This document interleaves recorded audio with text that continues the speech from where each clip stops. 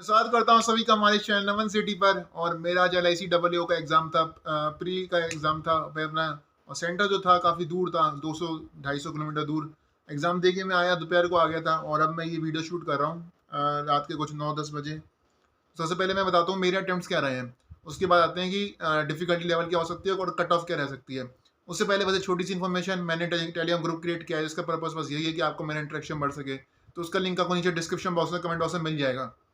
अब आते हैं मेरे अटेम्प्ट्स क्या रहे। तो मेरे रीजनिंग में जो जेन्युइन अटेम्प्ट्स रहे हैं विदाउट फ्लूक, बिना तुक्के के, वो रहे हैं 26। क्वांट से मेरे रहे हैं 30। तो मेरे यानी कि ओवरऑल हो गए 56। बाकी की जो 14 क्वेश्चन है मैंने वो डी ऑप्शन करके मार्क कर दिए हैं।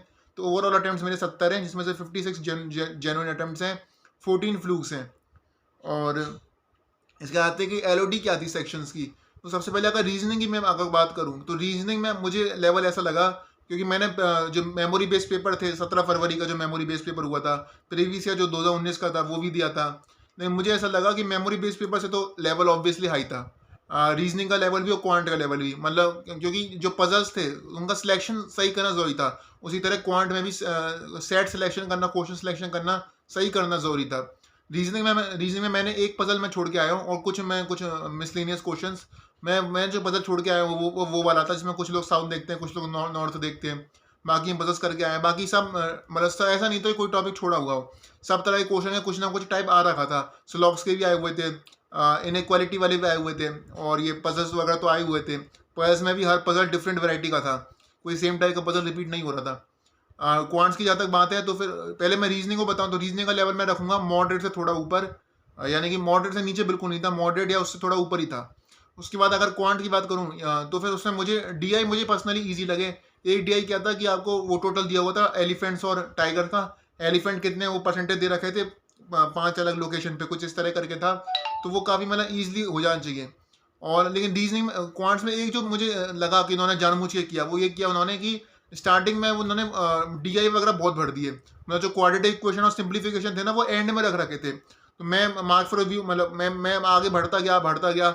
उसके बाद कुछ मुझे 20वें क्वेश्चन के बाद जाके मुझे क्वाड्रेटिक क्वेश्चन और सिंप्लीफिकेशन दिखी। तो ये जानबूझ मतलब मुझे लगा किया गया ताकि बच्चे थोड़ा प्रेशर में आ जाता जब उन्हें थोड़ा ईजी क्वेश्चन ना दिखें। लेकिन मैं तो मुझे वो ढूंढने में मुझे मेरा 1 मिनट वेस्ट हो गया। मुझे लगता अगर मैं वो 1 मिनट अगर वेस्ट नहीं होता तो मैं शायद 30 के ऊपर भी क्वांट में अटेम्प्ट कर सकता था। तो जो क्वाड्रेटिक क्वेश्चन थी वो भी ऐसी नहीं थी कि भाई जल्दी सॉल्व हो जाए। उसमें भी एक्स स्क्वायर का कोई कोविशंट दे रखा था, तो इसलिए थोड़ी मेहनत बढ़ रही थी। तो आपको पता होगा अगर क्वाड्रेटिक क्वेश्चन सॉल्व करते हैं, क्वाड्रेटिक क्वेश्चन तो अगर एक्स स्क्वायर का कोविशंट दे रखा हो तो वहाँ पे फिर आपको वो डिवाइड भी करना पड़ता है। थोड़ी वहाँ पे इसलिए एफर्ट ज़्यादा लग रहा था क्वाड्रेटिक क्वेश्चन में।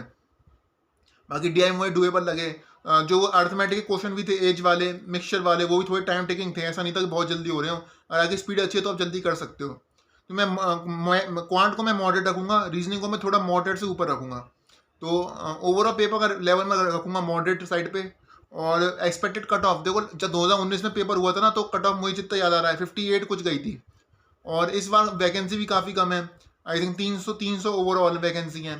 तो ऐसा तो नहीं है कि वैकेंसी की कट ऑफ मतलब आपको बहुत कम देखने को मिलेगा। लेकिन मैं क्योंकि पिछले जो मेमोरी बेस्ड पेपर हैं वो दिए हुए हैं तो उससे तो ऑब्वियसली हाई था पेपर। लेकिन तो मुझे लगता है उस लिहाज से थोड़ी कट ऑफ कम होनी चाहिए, लेकिन ज़्यादा कम भी नहीं होगी क्योंकि वैकेंसी भी कम है। तो मेरा एक्सपेक्टेशन ये है कि बिटवीन 55 टू 58, 55 से लेके 58 के बीच में मेरा एक्सपेक्टेशन है कि कट ऑफ जानी चाहिए।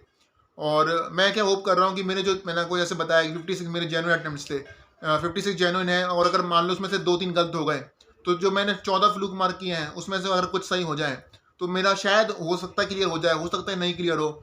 मैं अभी होप कर रहा हूँ क्लियर हो जाए और 18 मार्च को मेंस देने का मौका मिले। तो ओवरऑल मेरी एक्सपेक्टेशन है 55 से लेकर 58 के बीच में कट ऑफ रहनी चाहिए। आप बताइए कि आपकी कट ऑफ क्या है और आपके कितने अटेम्प्ट्स हुए आपको। और मैं आपको अपने पेपर की शिफ्ट भी बता दूँ। मेरा पेपर हुआ है आज 20 फरवरी, सेकेंड शिफ्ट, यानी कि जो 10:30 बजे रिपोर्टिंग टाइम था, जो कि 11:30 से लेकर 12:30 का बीच में था पेपर। मेरी वो 20 फरवरी को आज मेरी वो वाली शिफ्ट थी। तो मुझे ओवरऑल मॉडरेट लगा पेपर का लेवल। आप बताइए कि आपकी शिफ्ट में आपको क्वांट और रीजनिंग का लेवल क्या लगा और आपके अकॉर्डिंग कट ऑफ क्या रह सकती है, मैं आपकी राय जानना चाहूँगा। बाकी इस वीडियो में इतना सही मैंने कोशिश की कि छोटी सी वीडियो में आपको इन्फॉर्मेशन दे सकूँ जो मुझे पेपर का लेवल रियल लगा। और मैंने जहाँ तक बात करूँ तो मैंने डिफरेंट प्लेटफॉर्म से मॉक लगाए थे, खासतौर से जो फ्री मॉक थे वो मैंने डिफरेंट प्लेटफॉर्म से लगाए थे। अब देखते हैं, I am hoping for the best. बाकी आप अपनी तैयारी जारी रखिए। आज का जो पेपर जिनका अच्छा हुआ है बहुत अच्छी बात है, जिनका अच्छा नहीं हुआ है वो अगले पेपर पे फोकस करें। बाकी बस इस वीडियो में इतना ही रखूँगा और आगे अगले पेपर पे ध्यान दें, जो हो गया वो हो गया। बस यही है इस वीडियो में, मिलते हैं बहुत जल्द अगली वीडियो में। बाकी अगर आपने वीडियो को यहाँ तक देखा है तो आपका बहुत बहुत शुक्रिया, थैंक यू।